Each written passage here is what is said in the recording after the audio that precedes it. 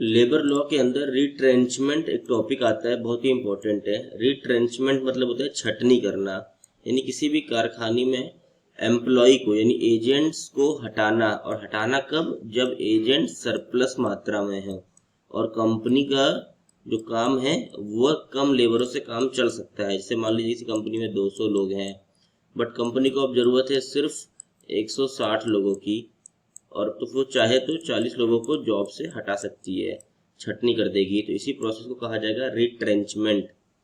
Retrenchment in labour law refers to termination of an employee. Terminate कर देना employee को permanent basis पे, याद रखिएगा, permanent, by the employer for reasons other than disciplinary action और retirement. तो ये जो छटनी किया जाता है ये कब किया जाता है? सिर्फ तब किया जाएगा जब सरप्लस लेबर्स हो चुके हैं और उद्योग को यानी कंपनी को जरूरत नहीं है कुछ लेबर्स की। यह कोई डिसिप्लिनरी एक्शन नहीं होता है, न ही रिटायरमेंट का प्रोसेस होता है। Retrenchment is the termination of workers employment due to business related reasons, क्योंकि बिजनेस रिलेटेड रीजंस की वजह से छटनी किया जाता है लेबर्स की। कॉस्ट कट करना होता है, not due to any fault, कम कोई किसी एजेंट को कमी नहीं है उसकी वजह से नहीं हटा रहे, केवल बिजनेस रिलेटेड रीजंस की वजह से। कंपनी में कम लोग की आवश्यकता है, कम लोगों से काम चल जाएगा, इसलिए हटा रहे हैं। इसका पर्पस देख लीजिए।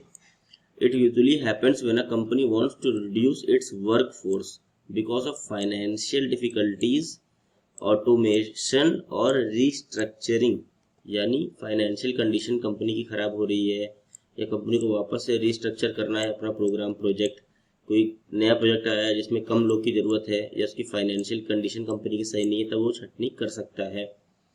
अगर छटनी करता है, वो रिट्रेंचमेंट करता है, तो कंपनसेशन भी देना होगा एम्प्लॉयज़ को। Employer must provide compensation to retrenched employees. जो एम्प्लॉयर रहेगा, जो मालिक रहेगा, वो जो जितने एम्प्लॉय की छटनी हुई है उनको कंपनसेशन प्रोवाइड करेगा, which includes notice and severance पे, यानी नोटिस पीरियड का पैसा तो देगा ही देगा, साथ में जो अलग कर रहा है कंपनी से उसका भी पैसा देगा। Notice period, the employer must give 1 month notice और पे इन लिeu ऑफ द नोटिस। जो कंपनी है, कंपनी 1 महीना पहले बता देगी एजेंट को कि तुमको मैं छटनी कर दूंगा, तो 1 मंथ का नोटिस पीरियड वो सर्व करेगा। लीगल फ्रेमवर्क क्या है इसका? Retrenchment is govern by the industrial dispute act 1947। तो जो छटनी है ये किस कानून के तहत आता है? इंडस्ट्रियल डिस्प्यूट एक्ट के 1947। and employers must follow specific rules to ensure it's done legally and fairly। जो कंपनी है, कंपनी एम्प्लॉयर मतलब कंपनी देख फॉलो करेगी इस रूल्स को, इसके अंदर जो रूल्स लिखे हैं, ताकि किस भी एम्प्लॉय का जॉब से हटा रहे हैं उसको लीगली तरीके से हटाएं, फेयरली हटाएं, अनजस्ट मैनर में नहीं हटाना है। सारे लॉस को, टर्म्स को फॉलो करते हुए हटाना है किसी भी एम्प्लॉय को। अब एक्सेप्शन देख लीजिए, कुछ एक्सेप्शन, अपवाद। Retrenchment does not apply to employees who have been dismissed for misconduct और employees with less than 1 year of continuous service.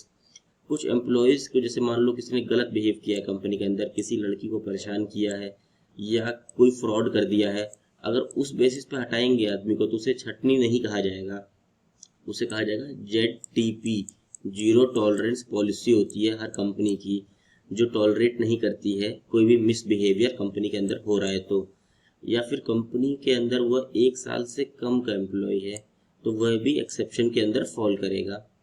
अब सवाल आता है, what are the conditions that comply before the retrenchment, explain करना है।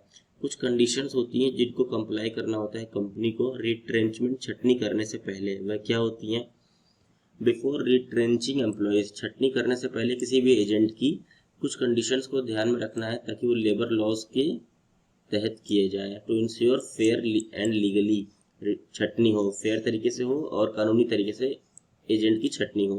सबसे पहले प्रायर परमिशन दे देना है एजेंट को। If a company employees more than 100 workers, अगर किसी कंपनी में 100 से अधिक यानी 100 से ज़्यादा वर्कर्स हैं तो employer must seek permission from the government before retrenchment, तो उससे गवर्नमेंट से परमिशन लेनी पड़ेगी छटनी करने से पहले। नोटिस और pay, the employer must give employee at least 1 month notice in writing, यानी किसी भी कंपनी को अगर किसी भी एम्प्लॉय की छटनी करनी है, रिट्रेंचमेंट करना है, तो उसे 1 महीना पहले नोटिस दे देगा लिखत में, और pay an amount equal to the wages for the notice period. अगर वह किसी भी एम्प्लॉय की तुरंत ऑन द स्पॉट छटनी कर रहा है, कह रहा तुम जाओ, तुम्हें कल सैलरी की जरूरत नहीं है, तो वह कंपनी उस एजेंट को 1 मंथ का जो नोटिस पीरियड का पैसा बनेगा वह भी देगी, और कुछ सेवरेंस पे देगी, कंपनसेशन भी देगी, और लेबर लॉस को देखेगी कि फेयर तरीके से उसकी छटनी हो। Retrenchment compensation, the employer must pay retrenched employees severance compensation of 15 days of wages for every completed year of continuous service। 1 साल तक उसने काम किया तो 1 साल बाद हटा रहे हैं उसको, तो 15 दिन एक्स्ट्रा का पैसा मिलेगा। अगर उसने 2 साल तक लगातार काम किया है किसी कंपनी में तो उसे 30 दिन का पैसा मिलेगा एक्स्ट्रा। ये होता है severance compensation pay. Last in first out rule, retrenchment should follow the principle of last in first out rule. तो last in first out rule को कंपनी को ध्यान रखना है रिट्रेंचमेंट करते वक्त। इसका मतलब ये होता है कि retrenchment first unless there is a valid reason to deviate from the rules. The mostly recent hired employees are to be retrench first. जो सबसे पहले हायर किए गए हैं उनको हटाया जाएगा। द मोस्ट रिसेंट, सबसे जल्दी हायर किए गए को।